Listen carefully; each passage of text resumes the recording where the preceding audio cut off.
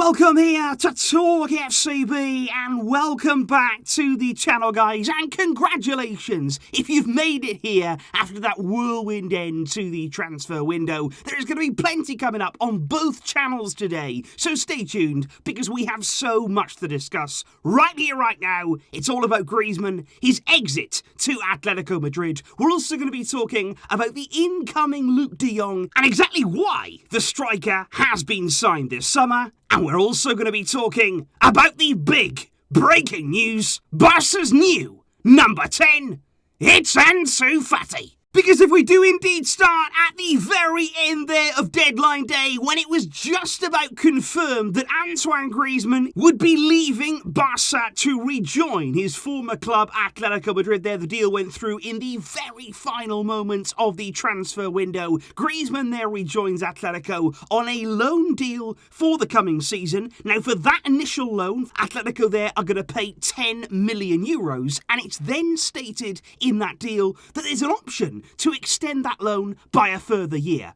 But, and this is the crucial part, in this loan deal, there is a mandatory buy option for 40 million euros there for Antoine Griezmann. So my understanding there of the structuring of that deal is that either at the end of the season, Atletico can say, you know what, okay, we're going to purchase Griezmann outright, we're going to activate that mandatory buy option now, or if they choose to extend that loan by a further year, then they'll pay it the year later. Which means that at some stage, Barca will receive there that full transfer fee for Griezmann of around 50 million euros in total for that deal. Of course, it's not what we paid, 120 million there that was paid out by Bartomeu, of course, to sign Griezmann from Atletico in the first place. But given our situation, that is a fee there that certainly will be welcomed when we get it further down the line. But I think by far and away, the most important part, and actually the most significant part of this deal, and honestly, the only reason I feel this deal has in the end happened, is that Atlético Madrid now will be paying Griezmann's entire salary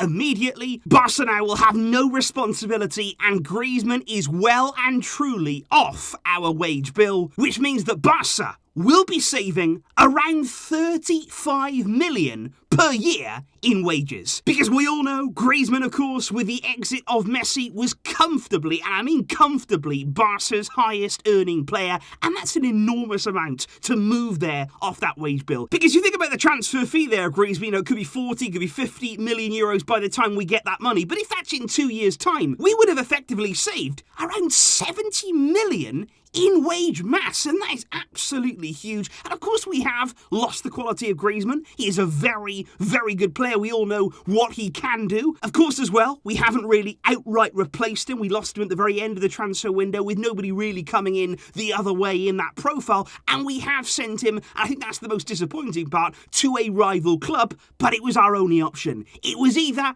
keep Griezmann, keep all of those wages, and of course next summer there was no guarantee and probably unlikely that any club would come back. Atletico, this is going to be now or never for Barcelona. Of course there are negatives, it's not a perfect deal. I'm not saying here that everything is going to be brilliant in the season to come. Griezmann could make us really regret that. Of course he could be brilliant for Atletico. I'm sure that he will suit well there. They've got a great team this season, but I think in the long-term future of this club, removing those wages, taking this offer, we had to try and undo some of what Bartomeu had done to this club. We had to do it in whatever way that we could.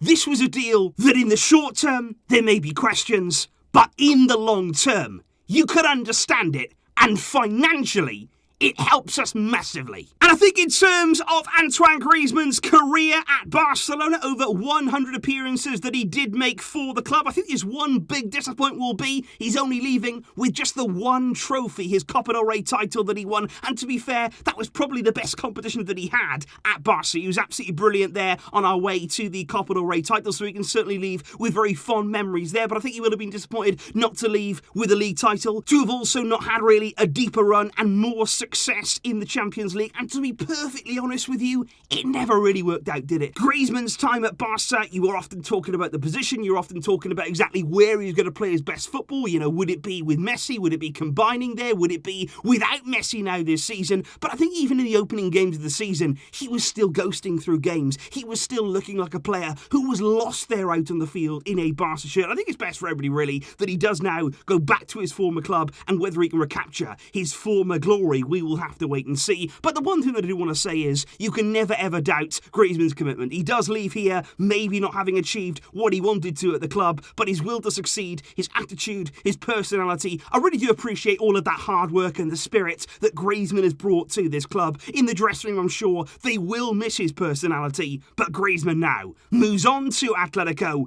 A big boost to our finances.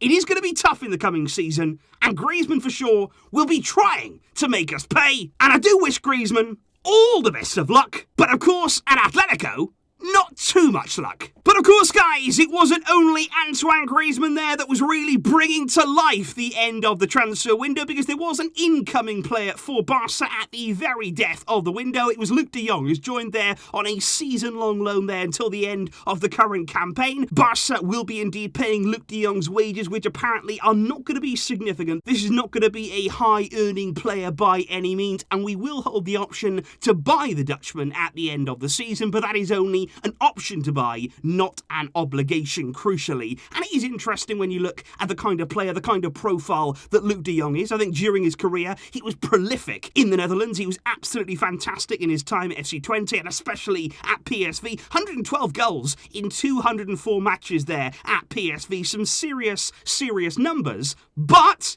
elsewhere in his career, when he's gone to other leagues, when he's gone there to foreign leagues outside of Holland, he has struggled. He's had spells there in Germany with Mönchengladbach. He's also spent a little bit of time in the Premier League with Newcastle United, and of course he has been in La Liga now since 2019. And I think when you're looking at the recent form, when you're looking at what he's done at Sevilla in terms of the numbers, in terms of the goal record, it's not great reading. Luuk De Jong has just 19 goals in 94 appearances during his time at Sevilla. His biggest moment probably coming there in the 2020 Europa League final. To be fair to him, he did get man of the match in that game, scored 2 goals against Inter Milan and helped Sevilla win that title on the night. So that was certainly a highlight in his career. And obviously, it's not all about goals. You know, I don't think we should expect too much in front of goal in terms of numbers from Luuk De Jong. And of course, Ronald Koeman was the driving force behind this move. He's somebody there who wanted Luuk De Jong. He made it very, very clear to the club. Apparently, some members of the board were not convinced by the signing, but Koeman believes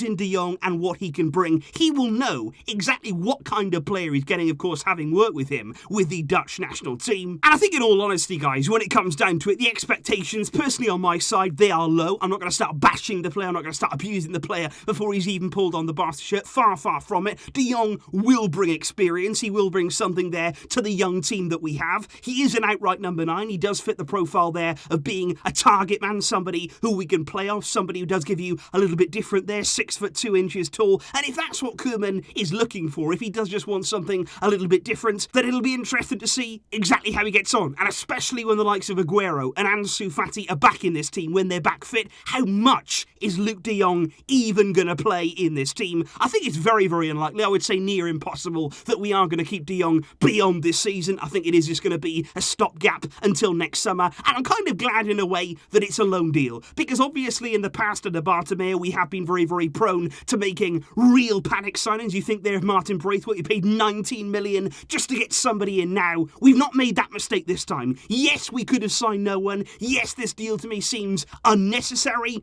but at least it's a loan. We haven't spent anything to get him. We're not going to be stuck with him after a year. The expectations, like I say, are low, and let's just see in the end of it all what he can bring. But of course, guys, what all of this means in terms of the squad is the following. We do have some squad number changes and some big news when it comes to the players for the coming season. You will see right there that Ousmane Dembele has changed from number 11. He will now be number 7. Remember there the shirt that he was wearing at Borussia Dortmund before Barca signed him. You'll also notice they're taking Dembele's 11 is young Youssef Demir, who has now become an official first-team player. But the big and breaking news of the day, we have a new number 10.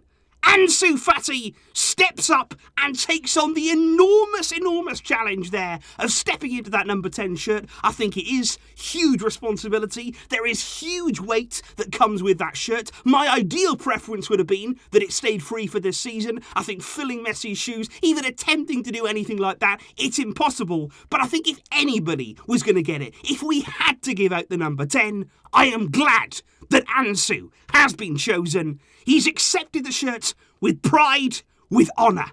And if anyone can lead us into the future, if anyone can step into that shirt, let it be him. Let it be him.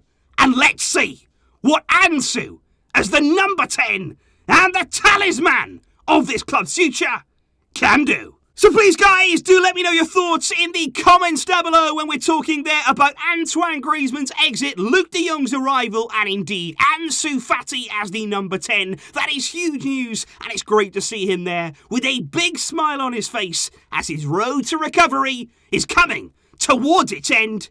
He'll be back soon, and indeed, so will I. Keep checking, guys, on both channels because there is still plenty more that we have to discuss.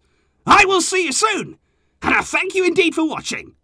But until next time, as always, Visca El Barça.